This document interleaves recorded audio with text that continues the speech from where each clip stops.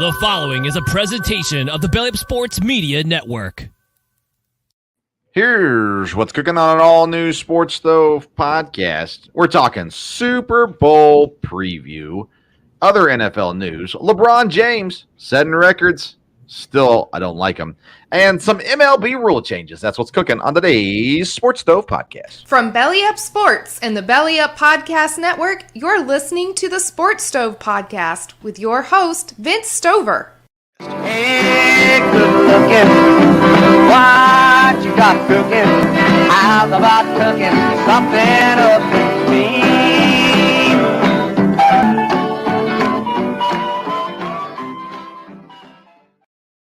Welcome into an all-new edition of the Sports Stove podcast presented by Righteous Felon Jerky. You can find information at righteousfelon.com. You can order on righteousfelon.com. Use the promo code BELLYUP. You get 15% off your purchase. I'll talk more about that later on in the episode. I'm your host, Vince Stover, joined as I am every Wednesday night by my dad, Dale Stover. Dad, how you doing tonight? Doing good. Big week with Super Bowl week, and again, lots of sports going on. So, and a lot of things just around the corner with baseball and everything. So, yeah, a lot of stuff happening, right? College basketball is almost to conference tournament time. The NFL is almost concluded, which means it's about to start up again with the NFL draft.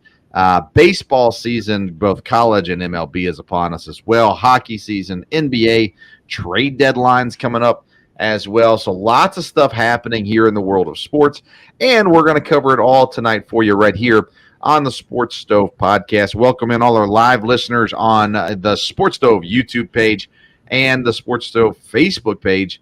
And, of course, welcome into all of our listeners later on in the podcast.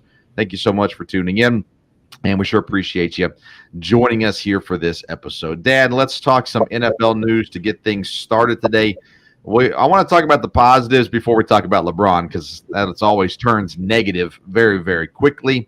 But let's get into the NFL news, and let's start with some news first, I guess. The NFL Combine is under attack as people are saying that maybe now we do not need the NFL Combine. Not only that, maybe it's a detriment to the league. So this is relatively new in ESPN.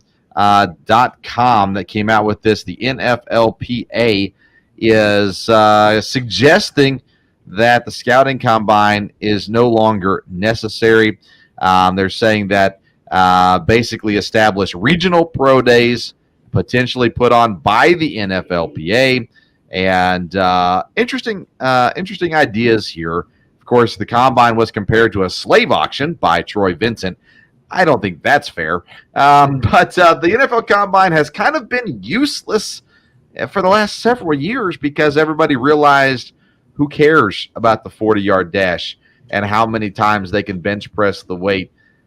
At the end of the day, it doesn't affect football. So what are your thoughts on the NFL Combine and this idea of possibly getting rid of it?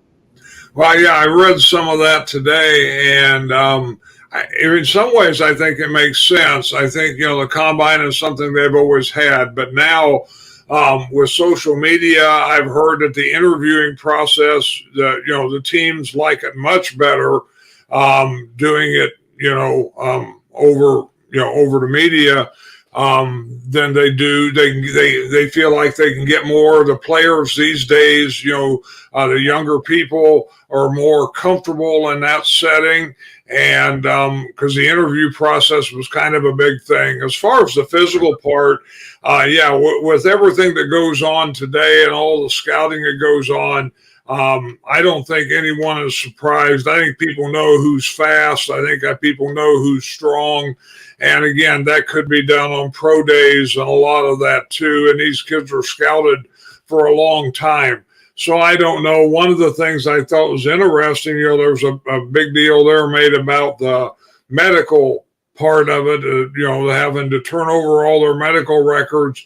And I saw where one guy said really the only purpose was to try to decrease somebody's value, as far as the medical part. And again, I think, the way things can be checked up on the internet and everything in this day and time, maybe the combine has outlived its usefulness, and the time could go, be better spent in other ways. I know there's always players that kind of rise on the board supposedly at the combine, but I don't know that couldn't be done in regional pro days.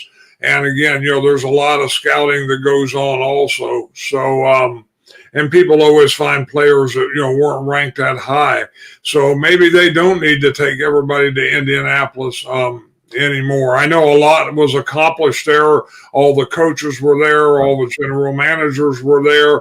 But again, they could find a time, to get together from that standpoint too. And some of that would happen regionally. So yeah, I had not thought about that or heard that they might stop those, but I definitely don't think it'd be the end of the world. Yeah. I mean, you talk about players rising. I only think it's been like one, maybe two every year that get a boost from the combine. Generally speaking, it really is about the interviews and about the medicals. I think every team should be receiving the medicals before they draft a guy. But yeah, I mean, and if you're still going to do regional pro days, you're still going to do the same stuff, I guess. But it did seem like general managers got together and talked, coaches got together and talked, those kinds of things. So I think there were some positives on that aspect of it. But as far as the actual scouting of players, I don't think the combine does what it used to do, especially in the day and age with all the video that we have. Plus, now teams can afford to pay scouts to go out everywhere, whereas maybe in the earlier days they needed this time to see guys. So if they get rid of it, no big deal. If they keep it, I don't care. No big deal. No big deal. I don't think either one way or the other. But maybe what they need, Dad, is a scouting combine to find new officials. Roger Goodell came out this week and he said that the officiating has never been better in the league, to which we all think, wait, what? Officiating has been better, and has been worse, I think, as well. Officiating is under scrutiny more than ever before. We slow everything down. We see the replays. It's easy for us to see the mistakes the officials are making. So are the officials making more mistakes, or are we just now seeing those mistakes with all the technology that we have? Well, I think you may have hit on something there, and maybe we see them more because of the technology. Again, officials, I'm sure, have always made mistakes. And like you said, things can be scrutinized a lot more now. On TV, we can all see things in slow motion that, you can't see in real time there. So it seems like sometimes the officials, really do, botch things up and make mistakes and miss some things that are obvious. But a lot of it maybe, there's more scrutiny at this point. But, again, I think football is a sport where, the human element of officials is very much, I don't think you can take that out. We've talked about, and we will talk about coming up, baseball's making some changes with balls and strikes, but that doesn't really fit in football. So you got to have the human element there. Part of what I think has caused problems has been the idea of the league making these points of emphasis.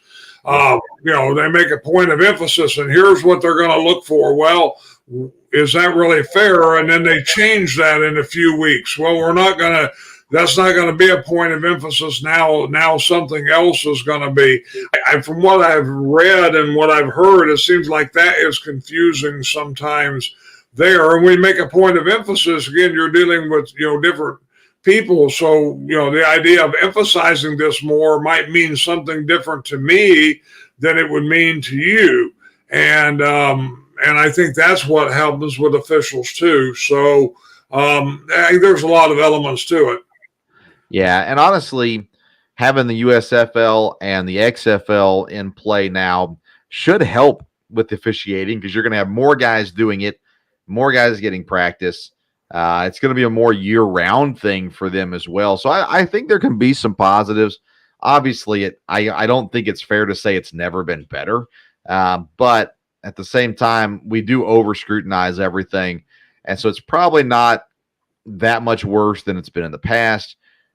We are just aware of it a little bit more. Hopefully they strive to get better, would be the goal, obviously, as well. There's still two teams looking for coaches, Indianapolis and Arizona. Dad, in our conversations, you've mentioned before that we assume once the Super Bowl is done, that's going to be guys that are on the staff of either Kansas City or Philadelphia that can be getting these jobs. I've heard actually Mike Kafka's name come up, the Giants offense coordinator, former quarterback. Mahomes gave him some praise this week, and so Arizona is the name I've been hearing for him, and he's so we'll see kind of where that shakes out at. And then Eric Bieniemy's name has been thrown out there recently, not as a head coaching option, but an offensive coordinator job with either Washington or Baltimore. Baltimore seems to be the one most people think he's going to take. Interesting thing here, obviously, being in Kansas City, there's nothing else he can do there. And so I think getting out from underneath the shadow of Andy Reid might be a good thing for him. Maybe that will create opportunity for a head coaching job as well, versus maybe Reid getting more of the applause for the offense there in Kansas City. So some interesting options there with Indianapolis, Arizona looking for coaches, and then the carousel of coordinators continuing on as well. Any thoughts on the head coaching positions that are open or the Bieniemy possible move? Well, again, I think you're right. Bieniemy, it may make sense for him to go somewhere else because he's not been able to move into the head coaching job there from Kansas City. I would think after the Super Bowl, those positions would be filled rather quickly. It may be with people off those staffs, or it may be people they're interested in and decides not to go, and then there's someone else, because there's been coordinators at Cincinnati and other ones that have been talked about.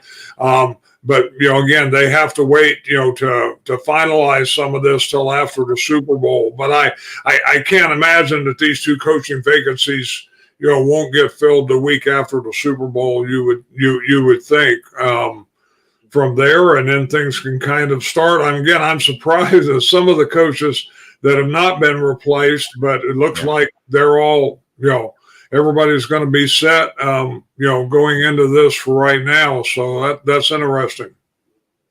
I've heard, this is just a rumor, that the general manager for Indianapolis and the general manager for Arizona are going to go on a 4-day, 4-night darkness retreat and come out on the other end of that with their decision. So Aaron Rodgers, listen, this guy, he's an interesting guy. He's going to go lock himself in a dark room for 4 days and 4 nights and come out supposedly ready to make his decision. The guy just gets weirder and weirder, and who cares? At the end of the day, if that's what he does. He does it. Man, I don't know. I just continue to shake my head and think, you know what? Let's go ahead and move on to Jordan Love and let Aaron do whatever he wants to do. I don't care what it is, but I'm ready to move on. I'm at that point now, Dad, where I'm not just okay with moving on. I'm ready for it. I'm ready for Jordan Love to be the quarterback and the Packers to move on and start building the team with Jordan Love in mind. I don't know, are you there yet? I know you're okay if Rodgers isn't the quarterback, but are you there where I am that just says let's go. Let's move on.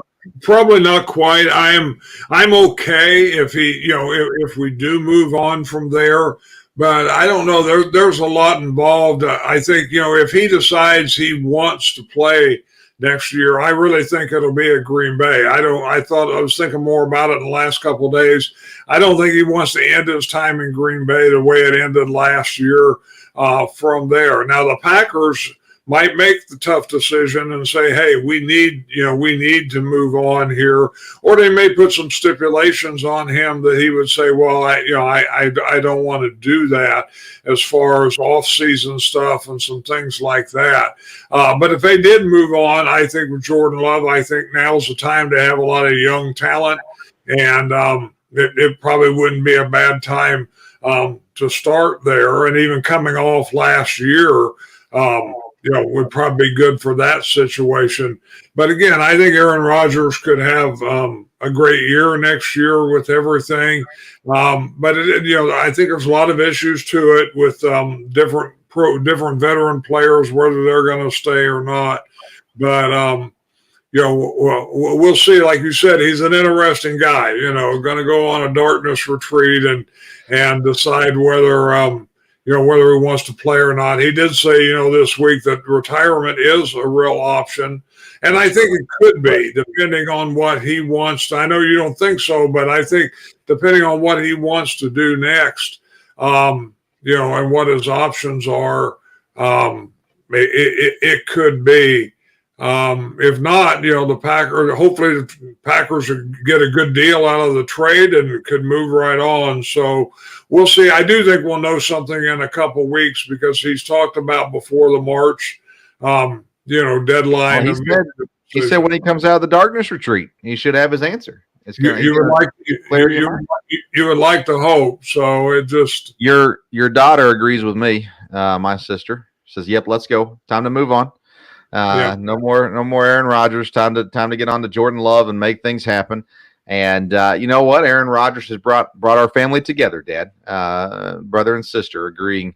Maybe we should go with Mom, what she thinks. I don't know, man. It's like I said, I'm just done. I'm done with it. I don't have anything against him. And at this point, I don't care if he goes somewhere else.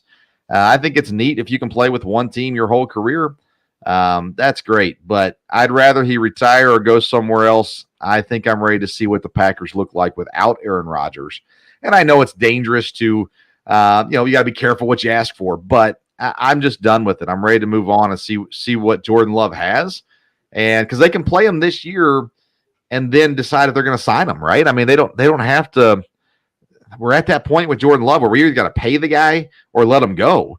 And you don't want to pay the guy if you don't know what he's got. So let's see what he's got and give him the opportunity. That's my thoughts on Jordan Love. And again, the fact that Aaron Rodgers is weird, that's fine. There's a lot of weird guys in professional sports, and we'll talk about LeBron in a minute. There's a lot of weird guys in professional sports. That's okay. That's not what it's about. But, I mean, he's going to go get high on some hallucinogenic in a dark room this week to figure out what he wants to do. I mean, you either know or you don't. Let's get on with the show and put an end to this nonsense. Every offseason for the last 3 offseasons, let's just be done with it and move on and see what the Packers can be moving forward. I know where the Packers won't be this weekend, and that's in the Super Bowl. So here we are. We're coming down to the last week of the season. Philadelphia Eagles, Kansas City Chiefs. Philadelphia is the favorite, a 1.5. Patrick Mahomes still a little banged up with the ankle, but I'm not worried about his ankle. Jalen Hurts still a little banged up with his shoulder. I'm honestly not worried about that either. I think this could be a really fun, really close football game. So let's talk about that first. Let's just kind of break it down by team. Kansas City, they got rid of Tyreek Hill. They bring in Juju Smith-Schuster, Marquez Valdez-Scantling. And honestly, I mean, they were fine, but it was Patrick Mahomes and Travis Kelce. Those were the guys that made the difference for Kansas City all year. And they achieved more than I thought they would achieve, honestly, this season. I thought the whole Western Conference was going to be really, really tough, but Denver was nothing. Las Vegas was nothing. And the Chargers, well, they were mediocre. So Kansas City continued to do what they do, make it back to the Super Bowl with one of the best quarterbacks, more than likely, to have played the game. One of the best, I said.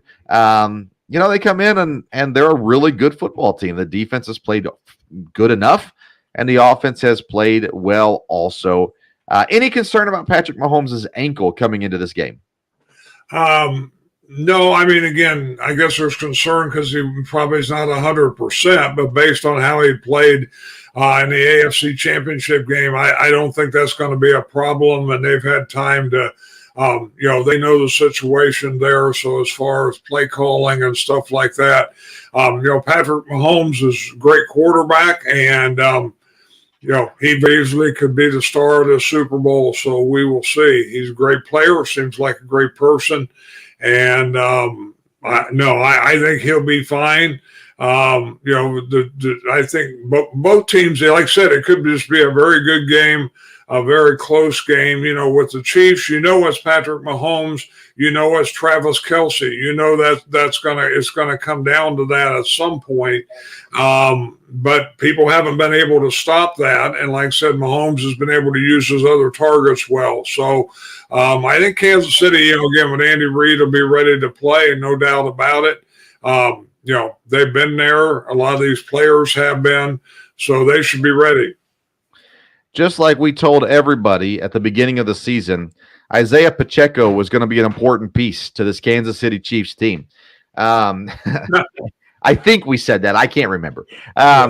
He comes in. He's the guy at running back, right? I mean, he's the guy they're looking to in the run game. Jerick McKinnon's doing some things as well, but Pacheco's kind of the guy there. They also brought in Kadarius Toney during the season from New York.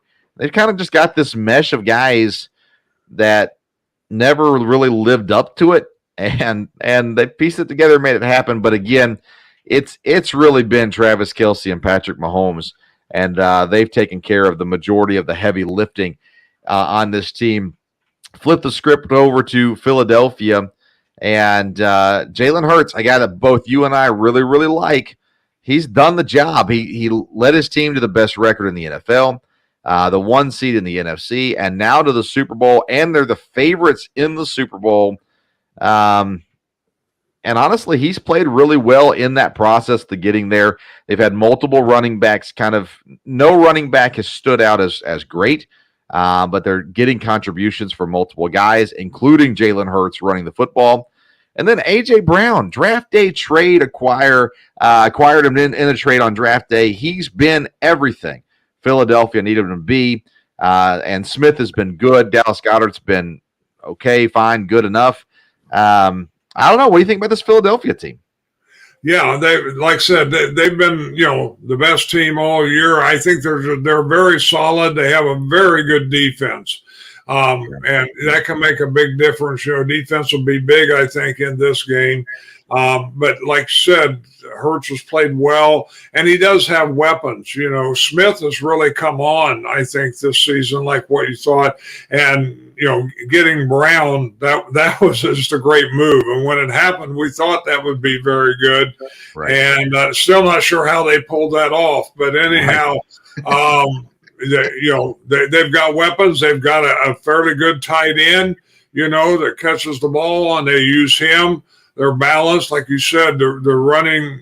Sanders has had some really good games, but they've got a couple guys they bring in, and to me, run kind of like gadget guys that do real well and score. So, their offensive plan has been good. Their coaching has been good.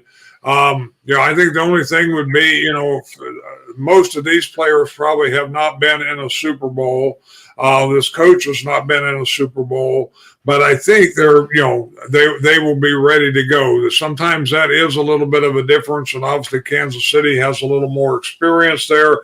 But I just think, Philadelphia has been by far the most complete team in the league, consistent team in the league all year. And so I look for them to have a good Super Bowl. Yeah, I think there's a good possibility if Philadelphia wins the game that a defensive player gets named as the MVP of the Super Bowl. Now, granted, the odds would tell you it's the quarterback, possibly a running back if they have a great game. But if Philadelphia wins, there's a good chance we see a Hassan Reddick possibly, Brandon Graham possibly. One of these defensive players end up being the MVP of the Super Bowl. Who's the non-star that has the potential to be highlighted in the Super Bowl due to great play? Because you got Hurts and Mahomes. You got A.J. Brown, Travis Kelce. Take those 4 out of it. Who's the guy you think can kind of burst through and all of a sudden be this star on the big screen? Well, when you look at the history of Super Bowls and stuff, sometimes it is a running back, and there's been running backs that, were not expected to be the star. I think years ago, a guy named Smith for the Washington, that just had a phenomenal, unbelievable game. And maybe that would be the way here. I think more than likely it might be defense, though. It'd be someone that gets it, maybe on Philadelphia, that gets a couple interceptions that you're not expecting, or a pick six, maybe somebody on one of the teams that gets 2 or 3 sacks that are crucial like that. I think maybe a defensive player that's not one of the highlighted guys, it might be more likely. All right. Yeah. And I mean, special teams is always an option, right? Somebody all of a sudden burst out of nowhere on special teams. Kadarius Toney would fit that for Kansas City, doing returns. Something like that could definitely be interesting. Philadelphia's 1.5-point favorites, Dad. Man, I honestly don't know who I would pick right now. I know, I mean, we should probably make picks. I just don't know. First of all, I was completely wrong about Nick Sirianni with Philadelphia. I did not understand the hire. I thought it was a bad hire when they did it. I was way off on that one, clearly. I like Andy Reid better than I like Nick Sirianni. I like Jalen Hurts better than I like Patrick Mahomes. I'm not saying Hurts is a better player. I just like him better. I like Pacheco better than I like Philadelphia's running backs. I like Philadelphia's receivers better. Kansas City's tight end better. Philadelphia's defense better. I guess I'm going to pick Philadelphia, but I got to tell you, I have no idea how this game is going to go. Which way are you leaning? Well, again, I think you should, like you said, it could be a very close game there, but I would pick Philadelphia. Again, I think they've been a more balanced team. I think they'll come ready to play. But again, you have Patrick Mahomes, so it's hard to pick against him. But I think Philadelphia will win this. And again, I'm a little bit of an NFC guy, so if it's right there in the middle, even though it was funny, I was talking, your mom and I were talking, and I don't dislike either team. So sometimes you get in there and you just, I don't want them to win, from there. Sometimes, unfortunately, you get both teams in there, and then you're really in a bad spot. But in this case, I like both teams, but I would pick Philadelphia in this one. I mean, the fact that Tom Brady's not playing, we all win. So there's that. I mean, I look at this, they both average pretty much the same amount of points per game. Kansas City a point higher. But defensively, Kansas City's allowed 20 points per game, which is not a bad number. The Eagles have allowed 7 points a game. They're allowing 140 yards less per game than Kansas City. But again, Patrick Mahomes is different. He's special. So how it all evens out, I don't know. Again, I'll lean towards Philadelphia. That's my official pick. But, man, this is not one that I would – if I was a gambler, I would not put money on this one. That's for sure. You had some other Super Bowl thoughts you wanted to discuss. Yeah, it's just, as I was thinking about the Super Bowl, it's kind of interesting because I've been alive for all the Super Bowls. I've probably watched, that's it. I probably watched a little bit of most of them. Some I've watched the whole game, but probably not a lot from there. But, the Super Bowl, of course, has changed so much. And the NFL, of course, has done a good job of promoting it. Of course, television has, and then you have the advertisers, the sponsor. Everybody gets a piece of the Super Bowl, and it's almost like a holiday. It's a big day. I remember, for a little while, I worked in a grocery store, and I never realized until then that Super Bowl was one of the 4 big times of the year for as far as that was concerned. And so it's a lot to do with economy and that. But as I thought about the Super Bowls, this is Super Bowl 57. And it's interesting when you look at it there's only 20, there's 32 football teams, only 20 have won the Super Bowl. So 57 Super Bowls divided among 20, 12 teams have not won, and 4 of those 12 teams have not been in a Super Bowl. That's a little surprising to me when you think about it. 57 years now, there's a lot more parity in the league these last few years than there used to be. But that was interesting because there used to be, a few years ago, there were more teams that hadn't been in it. But now there's just 4. 2 of those are newer teams, obviously, the Texans and the Jaguars. But there's 2 old franchises, the Browns and the Lions, who have not been in a Super Bowl. And then there's another 8 who have not won one. And that's kind of interesting, too. And as I thought about Super Bowls and you think about, dynasties and stuff like that, a lot of the talk, we talked about Mahomes and people like that. But I think when you look back historically, most of the time you talk about coaches. When I think back about, you look at Super Bowls, dynasties and Super Bowls, of course, Vince Lombardi, the trophy's named after him. But you look at teams, of course, the Patriots, well, you think of Belichick. You really do when you say what's been consistent through all of that. The Steelers have had different coaches, but again, when they won, 4 in a row, 4 right there close together, it was Chuck Noll. And then you had Bill Walsh in San Francisco. And when you look back, coaches definitely, I think you look back and say, oh, the coach had a lot to do with that. Now, some of the teams that have won multiple Super Bowls have done it with different coaches. Pittsburgh has, and different ones there. The MVP of the game is always going to be, a player. Most of the time, a quarterback. It was funny. I was thinking back about MVPs, and you mentioned about it could be a defensive guy. There's been 3 or 4, at least 4 times, 3 or 4 times, I think, where defensive players have been named there. And the first time a defensive player was named MVP, it was on the losing team. That was interesting. But Chuck Howley from the Cowboys, they lost on a last-second field goal. And that was one of the more exciting Super Bowls, really, decided the second field goal with the Baltimore Colts.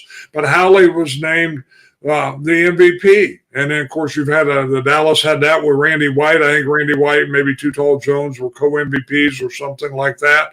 And, there's been different ones with defense. I think Richard Dent, different ones there. So, the Super Bowl is an interesting thing, and it's become really so big now.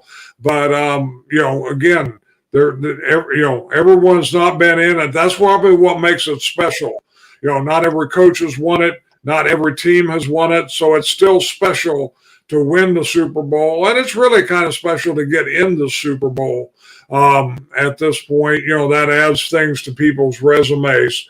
But Super Bowl is a big deal. Super Bowl Sunday is something everybody marks on their calendar.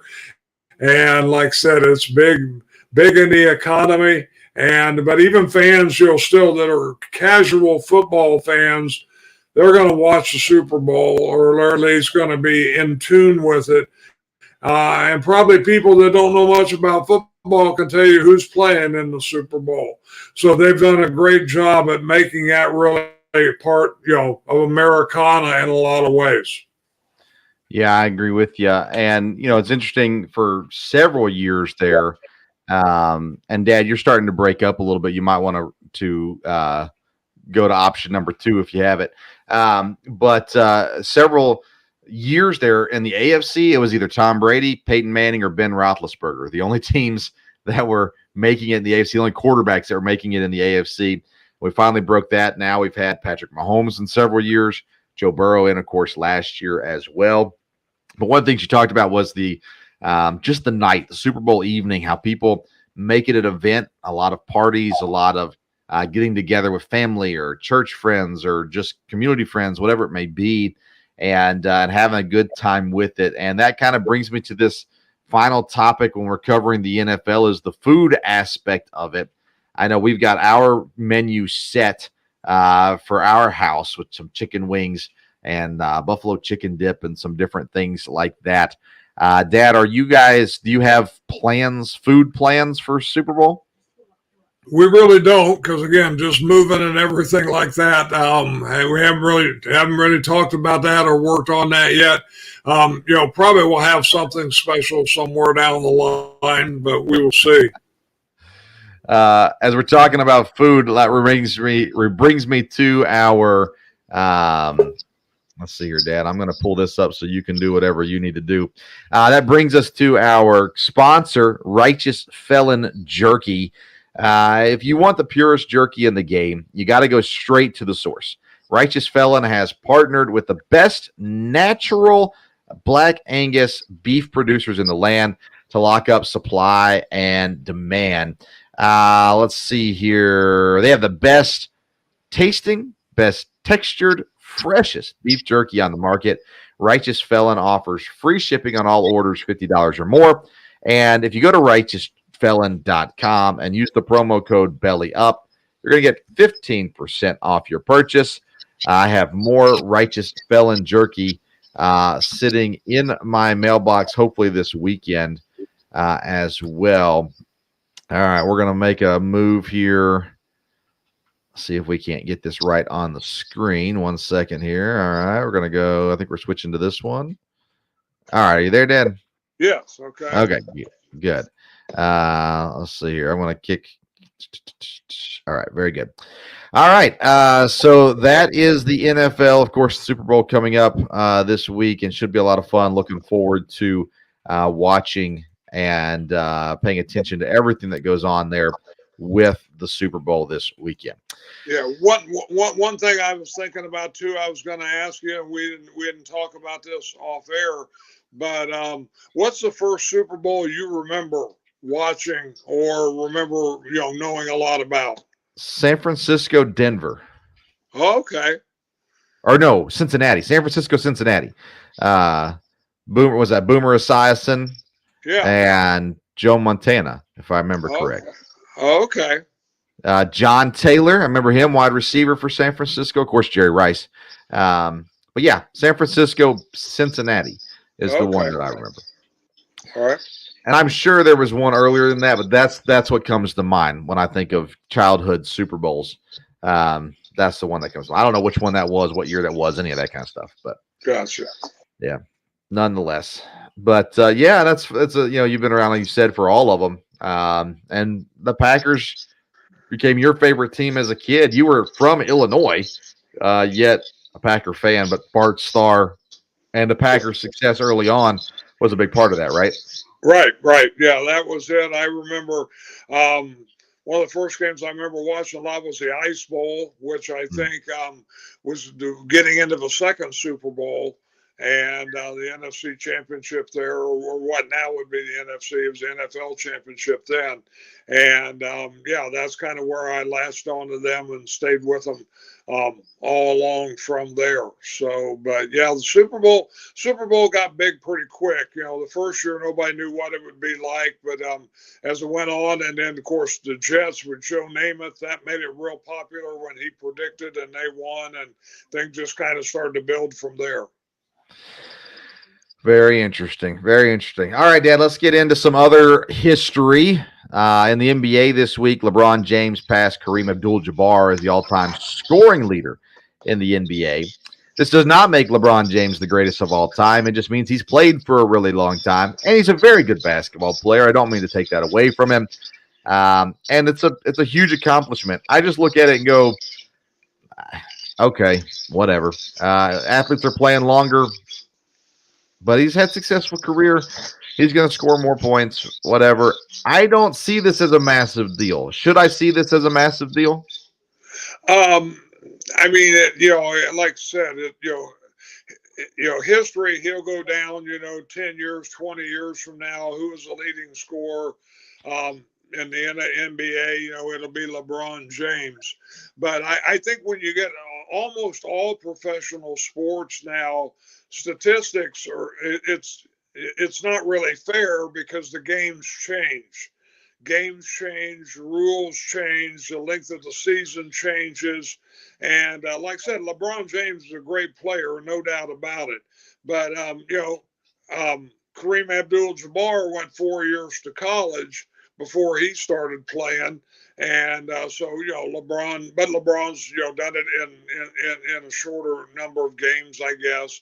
But I think when you look at overall records like that in professional sports, it's a little tough now because it's not apples and apples, and it's that way in a lot of sports. There's more NFL games now in a season.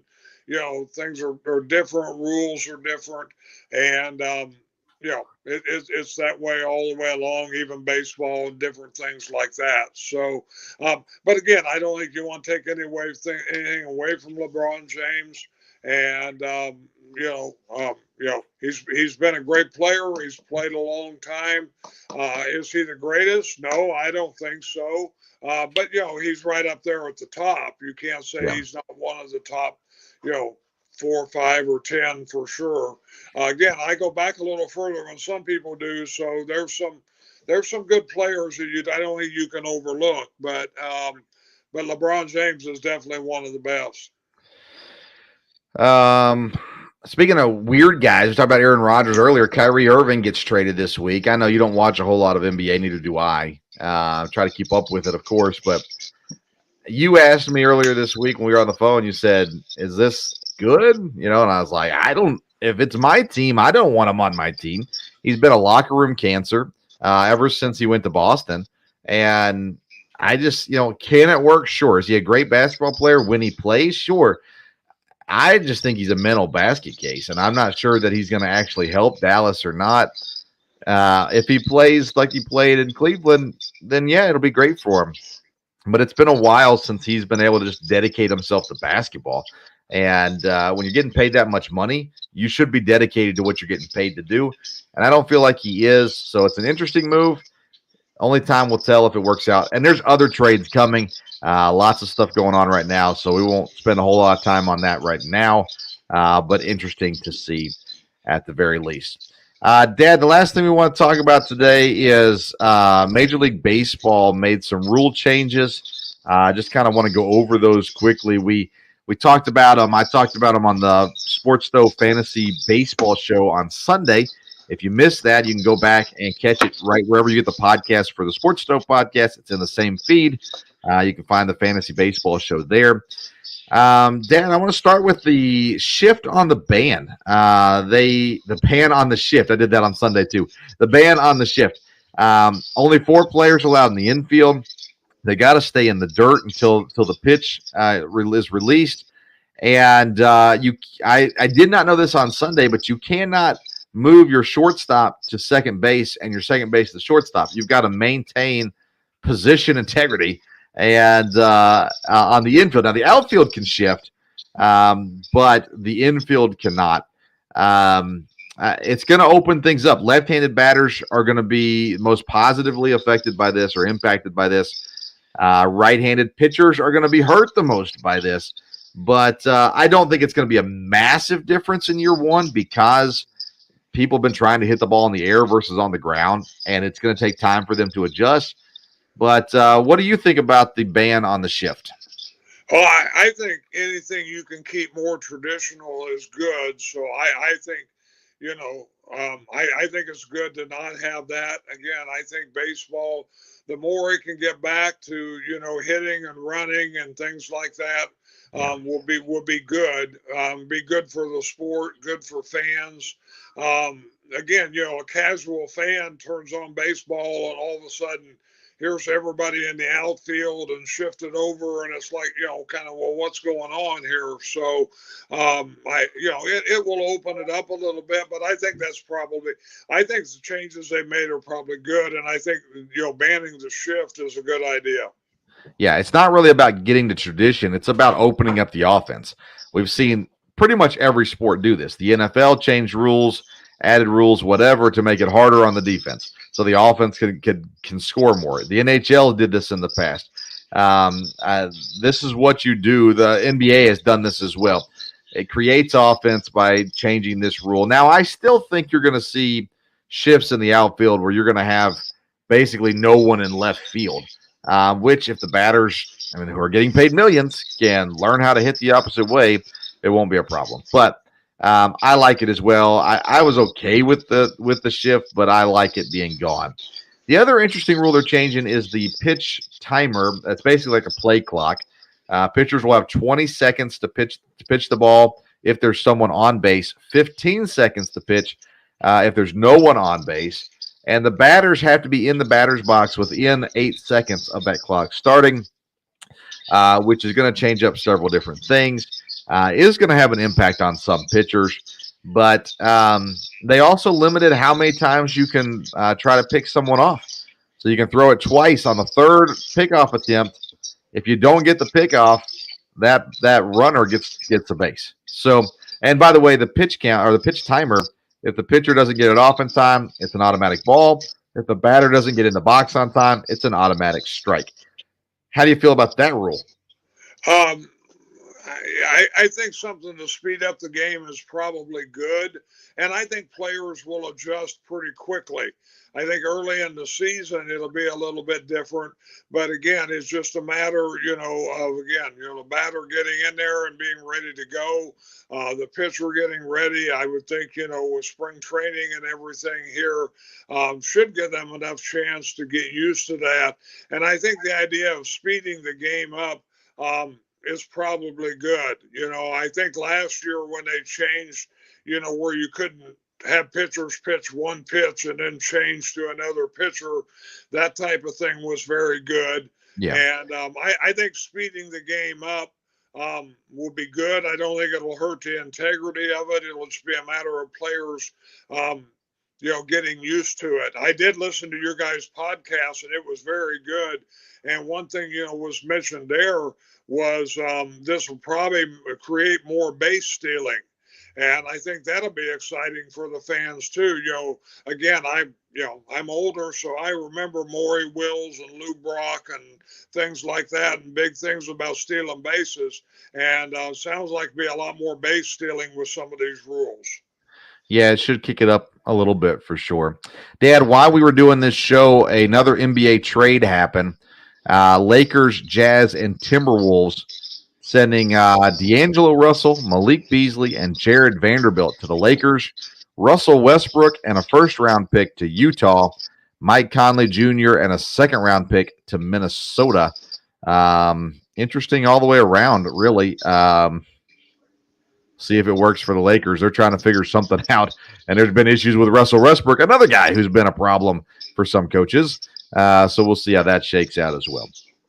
Dad, we'll talk about more about the MLB. We'll actually get into our Major League Baseball preview episodes coming up here pretty fast, probably in March. We'll start breaking down the divisions and things like that as well. And again, Super Bowl this weekend. So next week we'll be recapping the Super Bowl and talking some college sports as well as any other breaking news that happens throughout the week. Also, anything else you want to add before we close out tonight? No, and hopefully next week we will know, well, maybe not by next Wednesday, but hopefully the darkness will subside and the light will come and we'll know some answers here one of these days. So. Oh, we can only hope. We can only hope. Follow us on social media, Twitter and Instagram at Sports Stove. Don't forget to visit righteousfelon.com to get your jerky. Hopefully mine arrives tomorrow. My next shipment, I already had some. Very good. Next shipment hopefully arriving tomorrow. Use promo code BELLYUP, get 15% off your purchase. Thank you so much for tuning in to today's edition of the Sports Stove Podcast. Until next time, we'll see you around the Sports Stove.